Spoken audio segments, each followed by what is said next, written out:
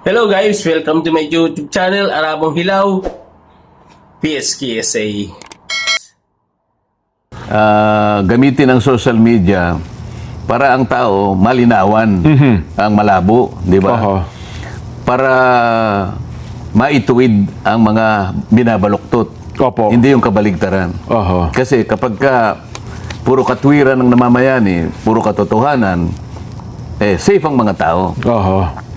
Nakagagawa ng kabutihan sa kanyang kapwa, sa kanyang pamilya, at sa pambansang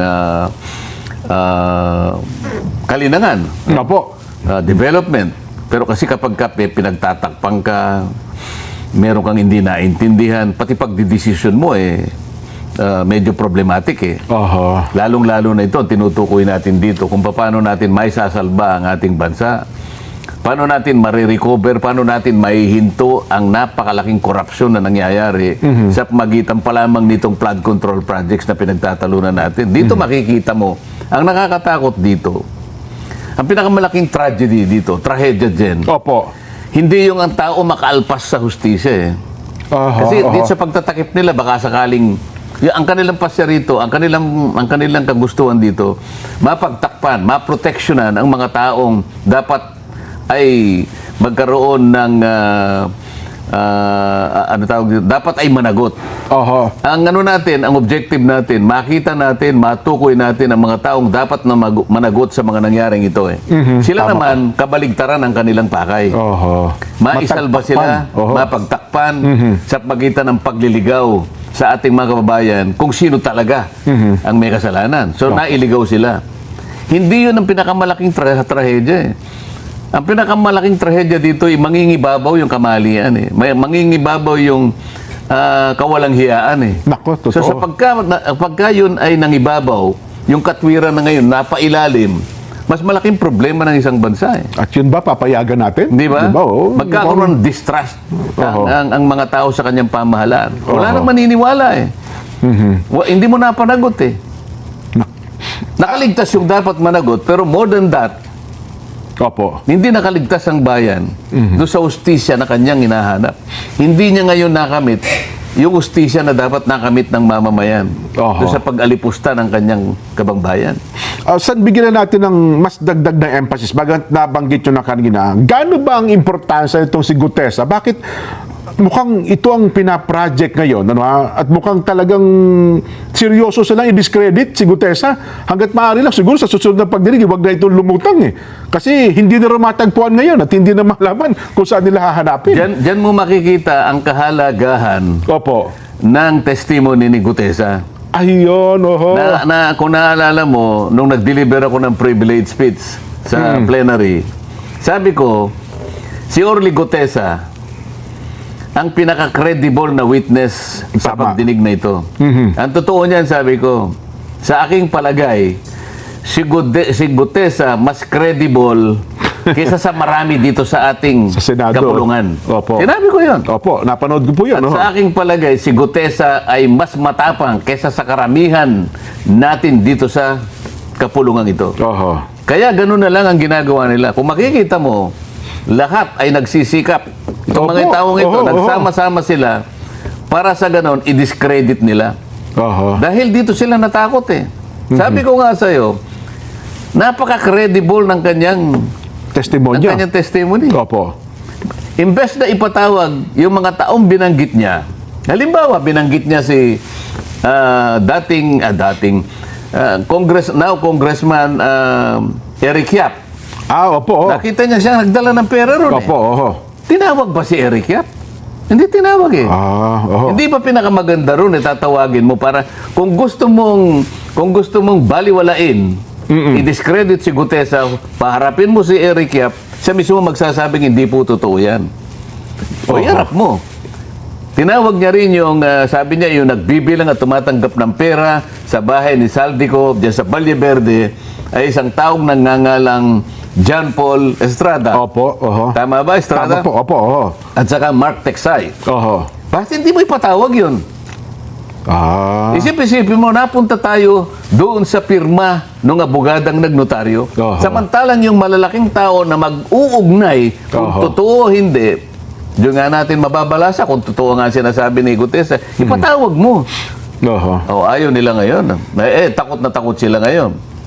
Na ipatawag silang lahat. Bakit? Credible yung tao eh. Yun pala. Yun ang sagot mo sa tanong mo. Opo. Credible, kaya pinipilit nila. Ngayon. Pinipilit nilang gibain talagang si Gutesa, ito no? yung pinakahuli ngayon. Opo. Kahapon lang yata ito. Pinilit lang ako ni Defensor at ni Marcoleta. Isipin mo. Para gibain. ang tindi, Kasi no? talagang matindi yung kanyang Oho. Matindi ang kanyang pahayag at very credible. Oho. He has nothing to gain, he has everything to lose. Opo. Kaya pa lang sabi, hindi raw matagpuan. Kung ako naman si Gutesa, matapos ang aking statement din, Pinantaan siya eh. magtatago din talaga ako. May gusto siyang puntahan siguro. Puntahan siya para siguro takutin, para sa ganun o kaya operan siguro. Lahat gagawin nila para sa ganun ay yung kanyang testimony ay mabaliwala. Oho. May bantakin nyo, mismong tagapagsalita. Sabihin yung buong pamunuan ng Philippine Navy na nasa sa ilalim po niya ang Philippine Marines, abay nagpa-press con pa para lamang sabihin hindi namin kinukupkup itong si Gutesa. Sapagkat parang 2021 pa yata na ito ay retiro at wala na po kaming kaugnayan, anumang kaugnayan dito kay Gutesa. Yun po. Harinawa. Harinawa. Ganun ang lumabas na katotohanan. Pero, ang alam ko, base na rin sa pagsasalita ni Mike Defensor, mga katropa niya sa Marines. Hindi naman niya sinabing mismong opisyalis ng kasalukuyang pamunuan ng Philippine Marines. Opo. Talaga naman, mukhang ganun nga po ang mangyayari dyan. So, yun pala. Ngayon natin naunawaan at sana nare-realize din ng ating mga taga-subaybay sa kaya ko po pinabigyan ng emphasis sa inyo yun, para ma-realize nila, ganun pala. Kaya pala ganun ang tindi ng pagsira sa kredibilidad nitong si Gutesa. Damaging pala. Ito ang pinakamabigat. Opo. Na pahayag na nangyari sa pagdinig ng Blue Ribbon Committee. Kaya lahat ng bala ay pinipilit na ituon kay Orly Gutesa. Para sirain. Para sa ganun, pahinain yung inilabas niya na pagsasalaysay sa Blue Ribbon Committee. Sa anumang paraan. At ang paraan na ginamit nila ay puro kasinungalingan. At meron pang lumutang na hinuha. Naku, yan anya, 30 minuto bago yung aming pagdinig. Dumaan sa opisina ni Senador Marcoleta, kitang-kita namin sa CCTV. Parang napakalaki yan yung parang ang dating.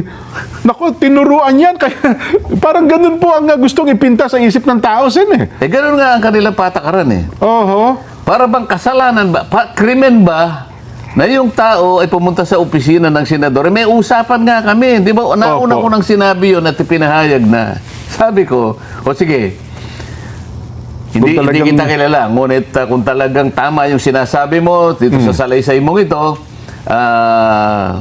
una, panotaryo mo. Sana para ganap kong mapaniwala na talagang yun ay sarili ko lang naman dyan. Opo. Kaysa naman sa parang wala man lang notaryo. Alam mo naman sa natin. Abogado, sa practice niya po yan. Notaryado yan. At least, yung draft mo ay na-convert into a public document. Opo, may kumpiyansa. Ngayon, kung halimbawa mapatunayan nila na hindi nga siya nakapirma, anong magiging problema doon? Kung halimbawa, hindi siya, pero meron kang pinapirma, ang problema ninyong dalawa, yung pumirma at saka yung nagpapirma. Tama. Hindi ba? Pero yung kanyang testimony, hindi nawawala ng bisa yun. Sapagkat humarap ka Opo. Nanumpa ka din sa kanila Yun ang usapan dyan. Yun pala.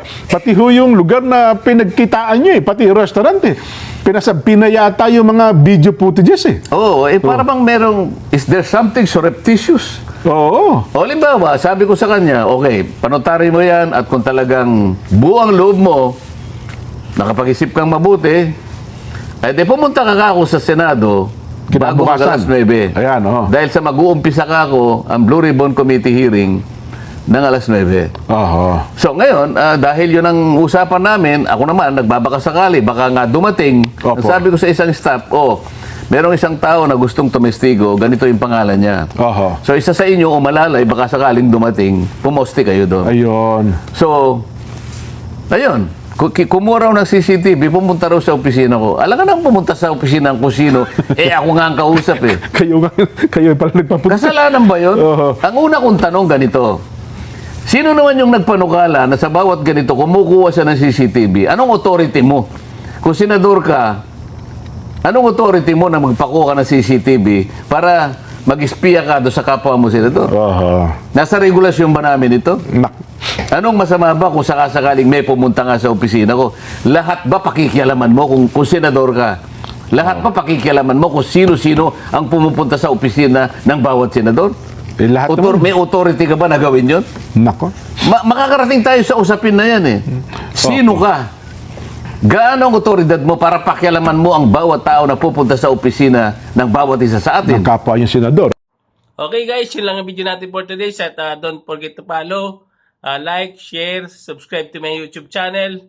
At marami pong salamat sa inyong lahat. God bless everyone. I love you all. Bye-bye.